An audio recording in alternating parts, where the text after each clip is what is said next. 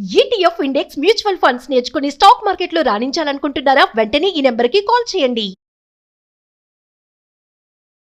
నమస్తే రమ్మగారు. నమస్తే జయ. రమ్మగారు, మనకి ఈ మాసంలో శివరాత్రి ఉంది. ఈ సందర్భంగా ఏదైనా శివాలయాల గురించి, ప్రత్యేకమైన శివాలయాల గురించి మాట్లాడుకుందామండి. అట్లా ఏదైనా ఒక ఆలయం గురించి. ప్రపంచంలో ఎక్కడా లేని విధంగా ఉన్న ఆలయాలు కొన్ని ఉన్నాయి జయ. మనకి మన భారతదేశంలోనే ప్రత్యేకమైన ఉన్నాయి. మనం పంచారామాలని, అవును, తర్వాత ఏమో పంచభూతలింగాలు, జ్యోతిర్లింగాలు, మనం ఇలా విశేషంగా చెప్పుకుంటామా. ఈ విశేషపు ఆలయాల్లో కూడా ఇంకా వేటికి సంబంధం లేనకుండా కొత్తగా ఉండేది, డిఫరెంట్గా ఉన్నది, చాలా ప్రత్యేకమైన ఆలయాలు కూడా బోల్డ్ ఉన్నాయి. మనం తిరుపతి వెళ్ళామనుకో, కపిల్ తీర్థం వెళ్తాం. అవును, కపిల్ తీర్థం ఒక ఆలయం. కపిల్ తీర్థం సంగతి మళ్ళీ తిరుపతి ఆలయాల గురించి చెప్పినప్పుడు చెప్పాము అది. అవును, చెప్పుకున్నాం. అయితే ఈ తిరుపతి నుంచి మనం ముందుకి ప్రయాణం చేస్తే కాళహస్తి ఆ వైపుకి వెళ్తాం కదా. శ్రీకాళహస్తి కూడా మనం చెప్పుకున్నాం. ఎప్పుడూ చెప్పని పరశురామేశ్వర ఆలయం గురించి చెప్తాం. గుడిమల్లం పేరు చూడు. గుడిమల్లం అంటే గుడి పల్లం అట. అది ఆహా. గుడి పల్లం, అది కాస్త అది మెల్లిగా మల్లంగా మారింది. ఆహా. పరశురామేశ్వర ఆలయం ఉంది. ప్రపంచంలో ఎక్కడా లేని విధమైనటువంటి శివలింగము, ప్రపంచంలో ఎక్కడా లేని లాంటి కట్టడము, చాలా ప్రత్యేకమైన విధానంగా కనపడే దేవాలయపు లోపల విధానము కూడా అన్నీ కొత్తగానే ఉంటాయి. గుడిమల్లంలో ఆర్కియాలజీ డిపార్ట్మెంట్ వాళ్ళ ఆధీనంలో ఉంది ఆలయం. చాలా పెద్దది, విశాలమైంది, బహుపురాతనమైనది. ఇంచుమించు 4-5 శతాబ్దాల నాటి దేవాలయంగా చెప్తారు దీన్ని. ఇందులో ఉన్న శివలింగం కూడా అత్యంత ప్రత్యేకమైనది. అసలు అలాంటి శివలింగం భూప్రపంచం మీద లేదు. ఆ శివలింగం బ్రౌన్ కలర్లో ఉంటుంది, గోధుమ రంగు రాయి. అది నిజానికి భూమి మీద దొరికే రాయి కాదట. అదేదైనా గ్రహశకలం అయి ఉండొచ్చు అన్న మాట కూడా వినపడుతుంది. అబ్బా, భూమి మీద దొరికే రాయి కాదు, పూర్తి రాయిగా కూడా ఉండదు.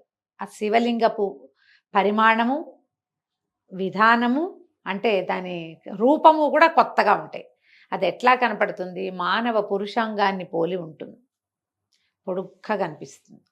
ఈ దాని మీద ఈ శివుడు నిలబడి ఉన్నట్టుగా ఒక ప్రతిమ కనపడుతూ ఉంటుంది. ఒక మరుగుజ్జు మీద, ఒక యక్షుడి మీద నిలబడి ఉన్నట్టుగా, పెద్ద పెద్ద కర్ణాభరణాలు ధరించి, ఒక గొర్రెని పట్టుకుని, ఒక గొడ్డల్ని పట్టుకుని నిలబడి ఉన్నటువంటి ఒక పురుష స్వరూపం ఆ శివలింగం మీద దర్శనమిస్తుంది. ఇది చాలా కొత్తగా ఉంటుంది. ఆలయపు ఆ కట్టుబడే చాలా ఎక్సలెంట్గా ఉంటుంది. ఎప్పుడో కట్టబడింది. మధ్యలో అసలు కొంతకాలం ఈ గుడికి ధూపదీప నైవేద్యాలు కూడా లేవట. ఈ ప్రాంతం వాళ్ళే కొంతమంది బాగా పట్టుబట్టి దీని మీద బాగా గవర్నమెంట్కి అర్జీలు పెట్టి మళ్ళీ దాన్ని ప్రచారంలోకి తీసుకొచ్చారు. గుడి అంతరాలయం కూడా మామూలుగా మనం ఏ దేవాలయంలో అయినా ఏం చూస్తాం, మనం ఎలా నుంచున్నామో మనకు అదే దగ్గర కొంచెం కనపడతాడు. శివలింగాలు కొన్ని కొద్దిగా కిందకు ఉన్నట్టుంటాయి. అవును కదా. మన ఇటీవల కాలంలో ఎక్కడికి వెళ్ళాం మేము, కొన్ని చోట్ల దేవాలయాలు కొద్దిగా ఒక అడుగు కిందకు ఉన్నట్టు కనిపిస్తాయి. మన ఈ హైదరాబాదు చుట్టుపక్కల దేవాలయాలు చూసాం ఈ మధ్య. ఈ చెరువుగట్టు అక్కడ కూడా కొద్దిగా కిందకు ఉన్నట్టు. ఇది అట్లా కాదు, బాగా లోతుగా ఉంటుంది.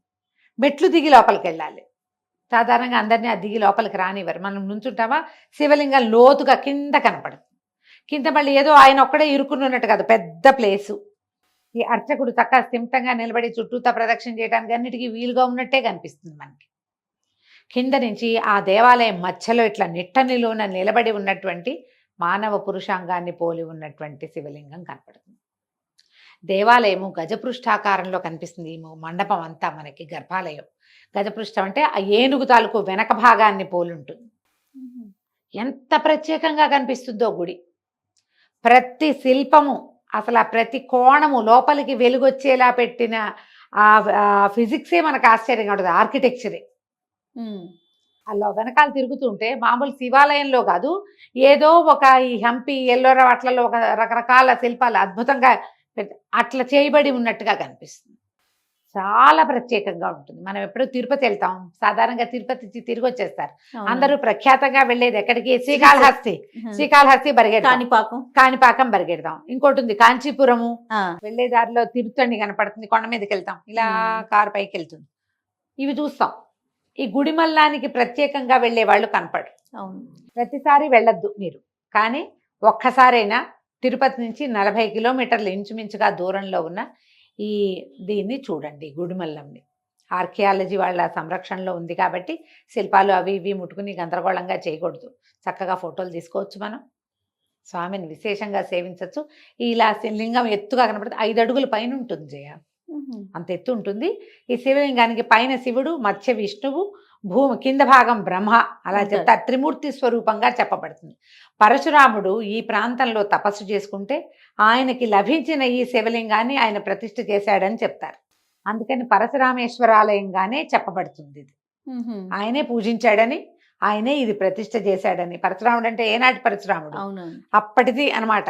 ఇది మొదట్లో దేవాలయం లేకుండా అట్లా ప్రతిష్ఠ చేసి ఉంటుందని, తర్వాత దీని చుట్టూతా దేవాలయం నిర్మింపబడిందని కూడా చెప్తారు.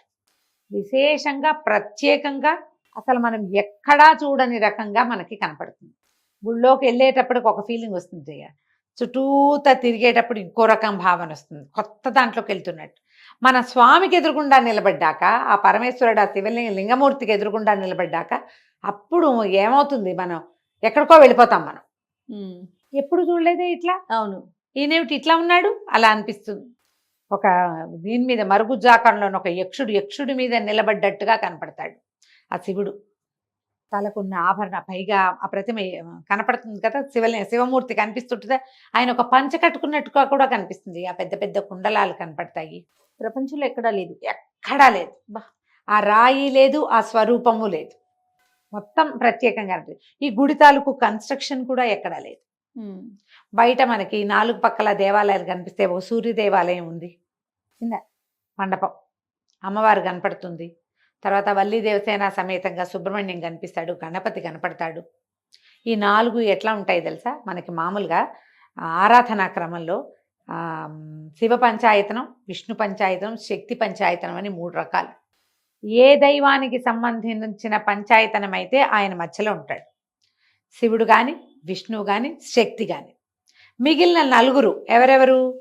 విష్ణువు, గణపతి, సూర్యుడు, శక్తి, 4.